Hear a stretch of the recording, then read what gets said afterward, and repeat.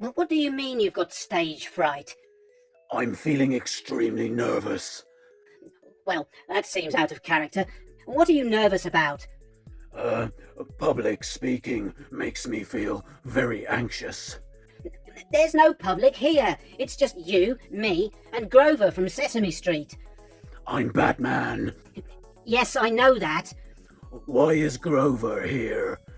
He's in charge of the graphics and auto cue this week. Why is he looking at me?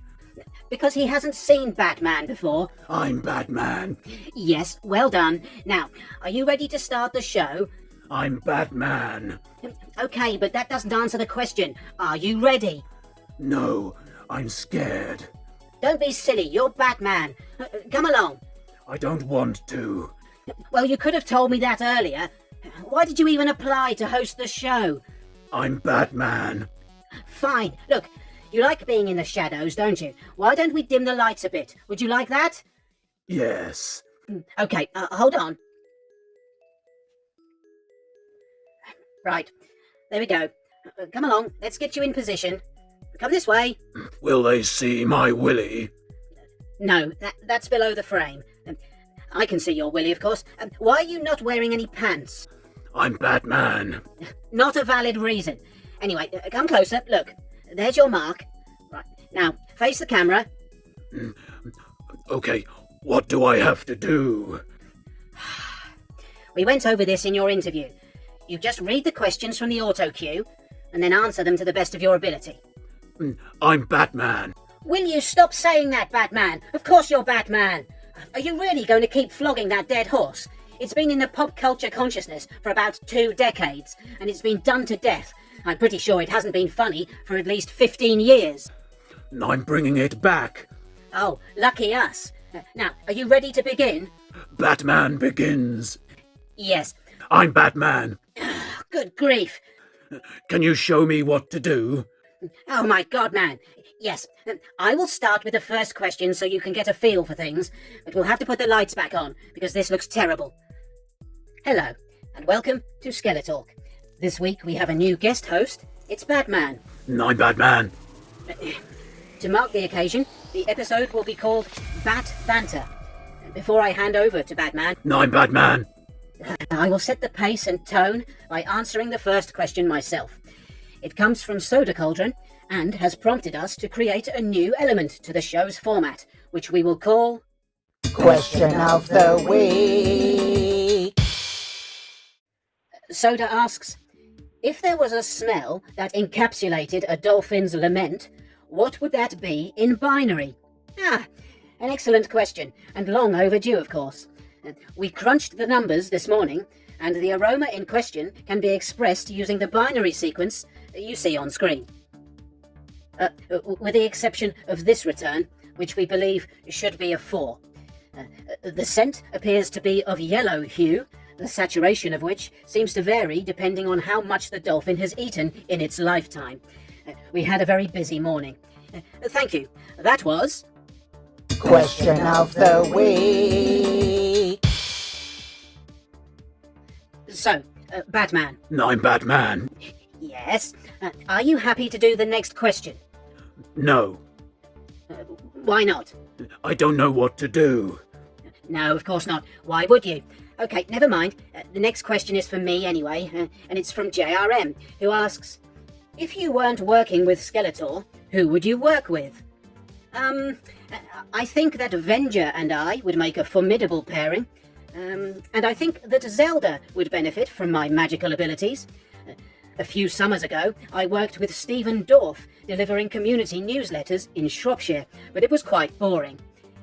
No, it wasn't Stephen Dorff, it was Ethan Hawke. Thanks.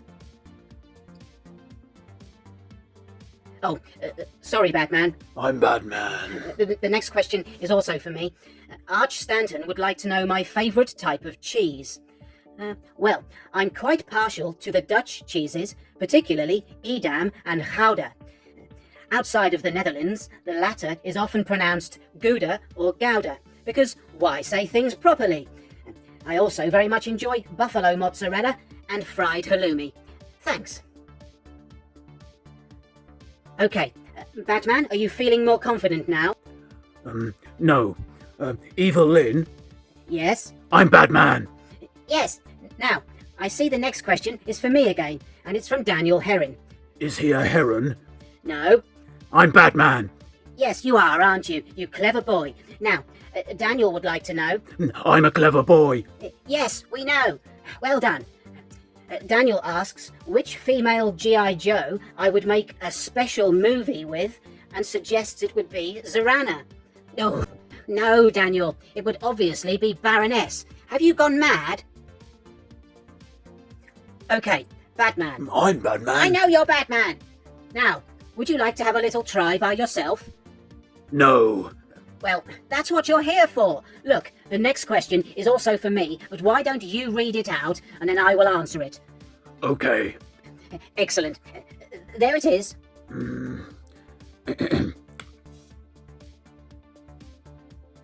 Is there a problem? Fucking hell. Right. K-Dog asks, if you could have a decathlon with the sorceress, what would the events be, and who would win this challenge of the true mastresses of Eternia? Well, it would have to be a triathlon, I'm afraid, as I am a busy person. The first event would be, who can laugh the hardest while covered in foil, sitting in the middle of a burning wool shop? And the second challenge would be, holding a weird frog. And the third event would be, preparing a luxurious bath. I would dominate these three events, and naturally, I would be the champion, as I am not covered in feathers. Thanks. Well, it seems I'm also doing the next question.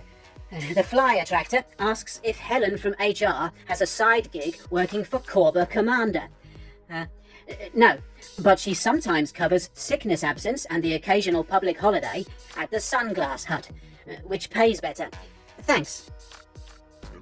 Did anyone happen to notice where Batman disappeared off to? Yeah. Next question, please, Grover.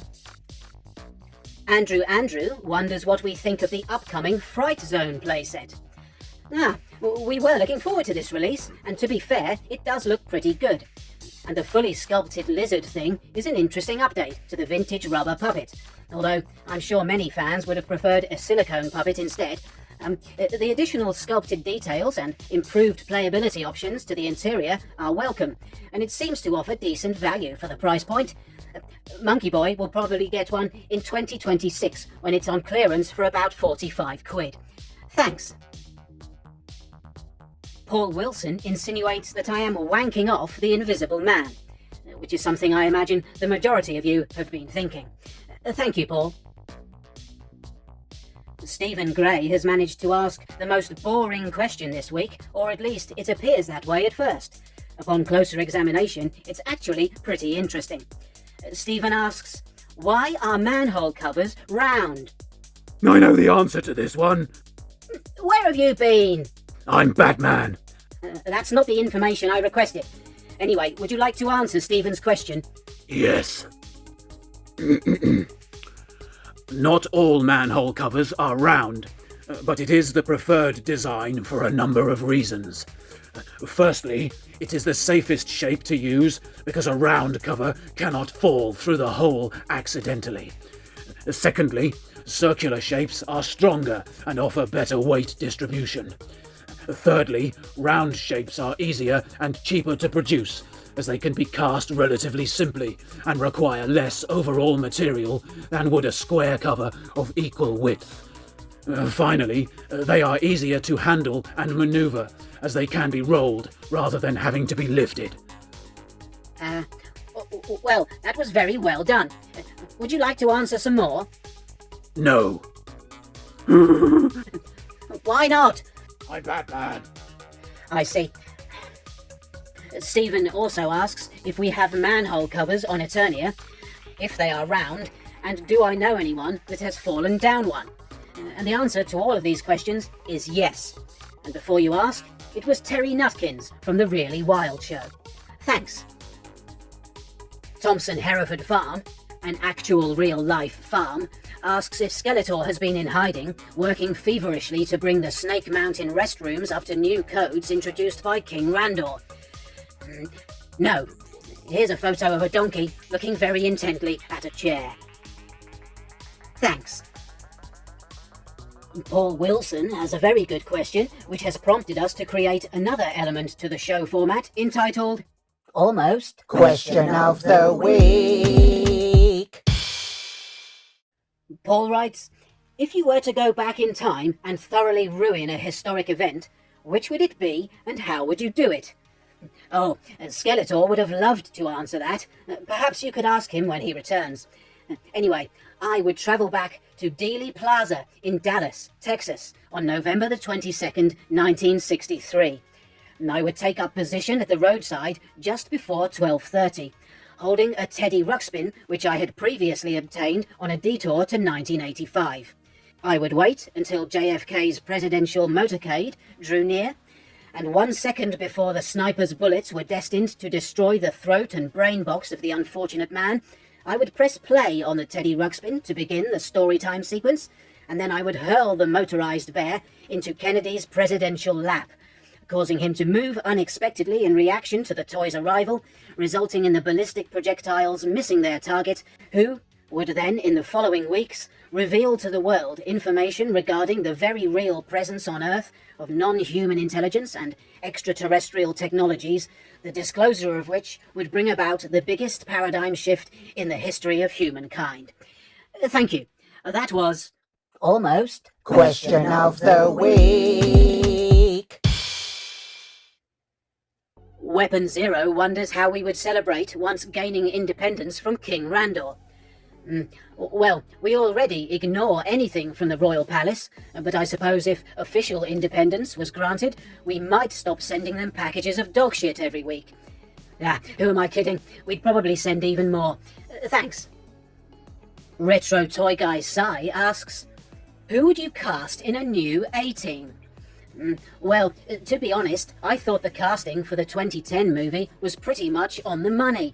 But if the series were to be rebooted, I think it would likely be called the XX Team, and probably be produced by Disney, with Phoebe Waller-Bridge taking the reins. In this event, I would suggest that appropriate casting might include a de-aged Helen Mirren as Hannibal, Jennifer Hudson or Jennifer Lawrence as Face, Kristen Stewart or Aubrey Plaza as Murdoch, and Gina Carano or Ronda Rousey as BA. They'd probably also have a dog for some reason. Thanks. Finally this week, Tree Theodore reveals that anonymous sources have photographic evidence of Skeletor boarding a B-2 stealth bomber recently, asking how this can be accounted for, as his pilot's license is currently suspended. That's easy. Skeletor does not recognize anyone's authority to suspend any of his rights, imagined or otherwise, and will continue to fly any high-tech aircraft that takes his fancy. He also has plans to get his hands on a TR-3B, despite world governments refusing to acknowledge that this technology has existed in a functional capacity for decades. Do look into it. Thanks. Evil Lyn, I think I'm ready to start the show. Well, whoever you are. I'm Batman. You're too late now. You've missed the boat, you twit. I had to do the show by myself, which is precisely the scenario I was hoping to avoid. You'll have to come back next time if you want to do it properly. Get out of my sight before I strike you smartly upon the mouth. I'm Batman. I know you're Batman. Oh, give me strength. Okay, thanks for watching. If you feel that you would like to give the video a thumbs up, that would be perfectly reasonable. If you are able to share the channel, or are in a position to increase our subscriber count, these actions would be helpful. Now, with any luck, the Caped Crusader will be fielding your questions next time, assuming, of course, that you direct your queries to him, and I will, of course, be here in a purely supervisory capacity. Off you trot. Be one of us.